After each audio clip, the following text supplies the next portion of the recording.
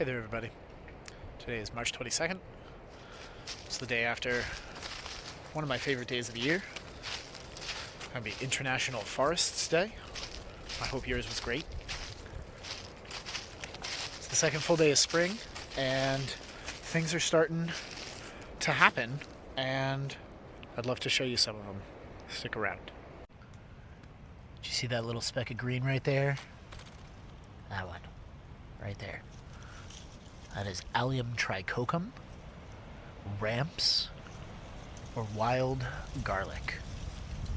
Last year I spent about a week calling all the farmers market people and the farm to table stores and the nurseries and pretty much anyone you can think of.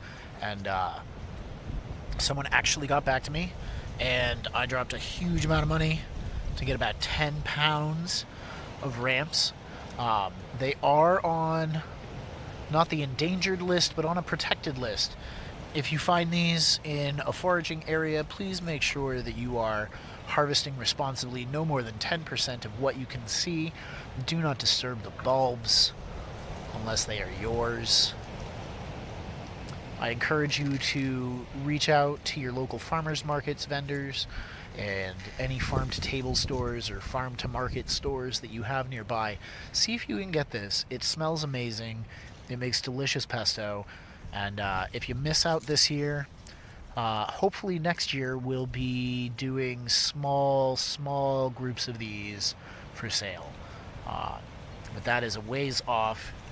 This year, I'm just going to enjoy having early spring greens and pesto, probably very soon. We've been noticing this year, and you can tell that spring is in full swing from how the male ducks are acting. Christopher is always a gentleman, though.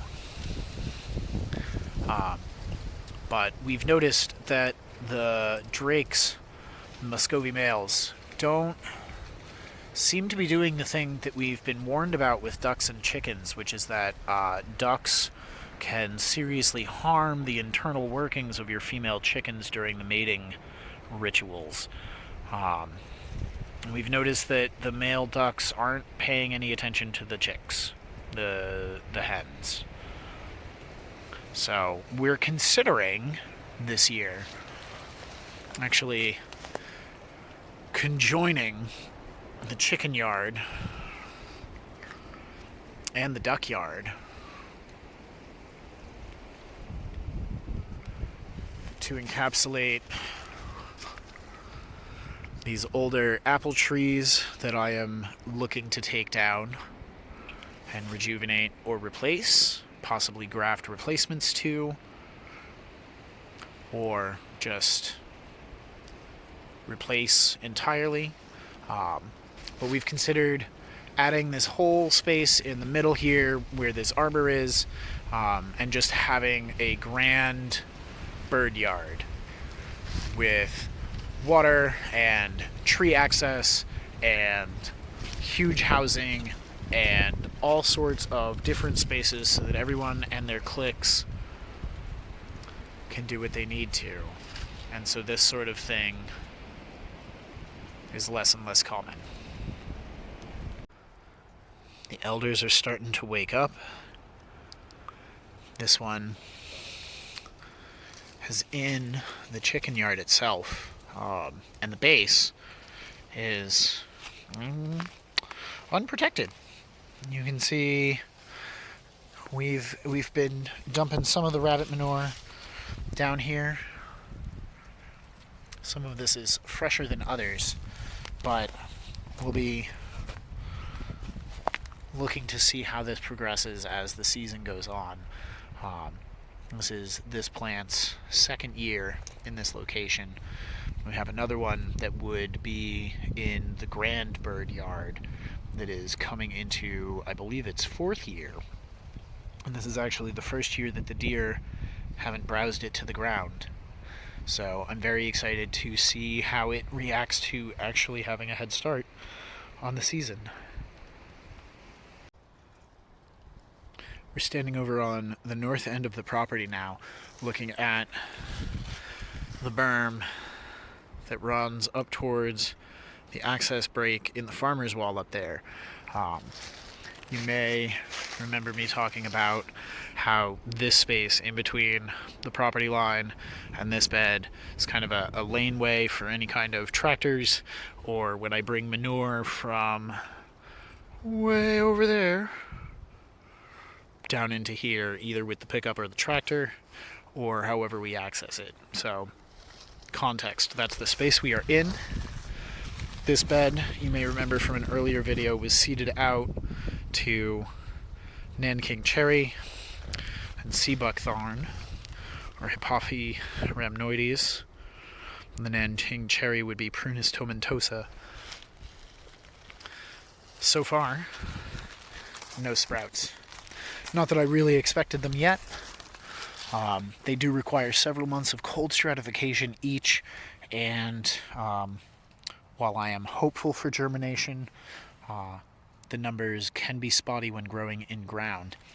I've also got a few little spaces like this, which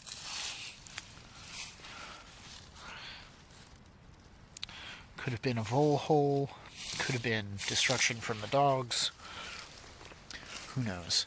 We are, however, getting some of the bulbs that I planted coming up, and that's promising because I'm using the early spring ephemerals. You may see little splashes of green up there too. Let's take a look. Yeah, even more. Awesome. So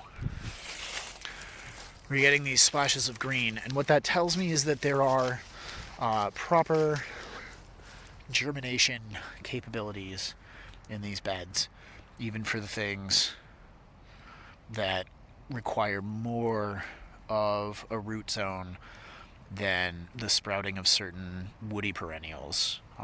Those can get by with a little bit of a shallower growing space, depending on the species, of course. I hate to make blanket statements without qualifying them and quibbling in the gray zone.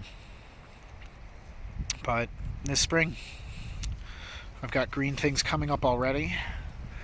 They don't realize that our last frost date is Mother's Day, historically. But I'm going to cheer them on. I'm going to say, go little plant, go. Show me what you can do. I want to see you buck the trend, come through strong. It's going to be our update for today, folks. I hope you're well. I hope you had a wonderful International Forest Day. And I hope that this upcoming spring season treats you and your gardens well. Till next time, thanks for watching. Happy planting.